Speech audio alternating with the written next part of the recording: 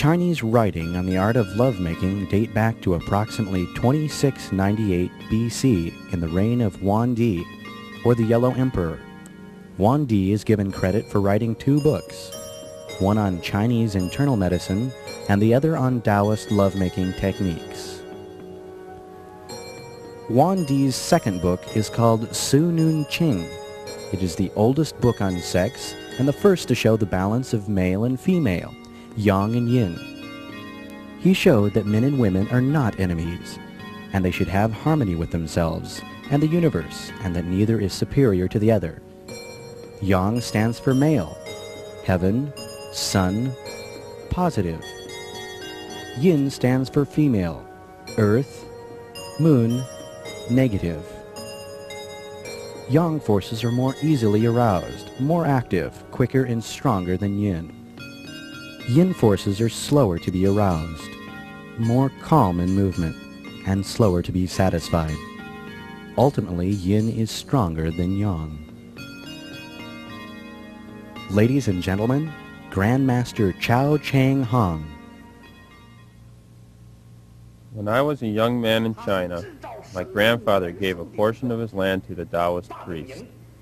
Throughout my childhood, I would watch the priests and monks perform kung fu, and I would spend hours imitating their moves and gestures. Years passed by.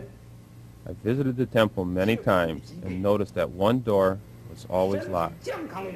Then one day, I climbed the final locked wall, putting me in the forbidden temple grounds.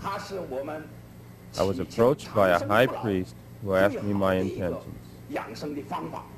I replied that I was practicing my kung fu. Doubting the validity of my claim, the high priest held out a single finger, asking me to move it. I tried first with one hand, then with both. And finally, I used my whole body to try and move his finger, without success. It was then that I realized I did not know true kung fu and asked to be a disciple of the priest. The priest said I could become a disciple, but only with my grandfather's permission. My grandfather, realizing the honor of being asked to be a disciple of the master, immediately gave his consent. Thus, I, being the first non-bloodline person bestowed such an honor, moved into the temple and studied under the high priest to learn the ancient art of kung fu called Xiao Jiao Dian, or 9 Little Heavens, which consists of 3 different styles: boxing, swordsmanship, and shi sui, or bone marrow washing.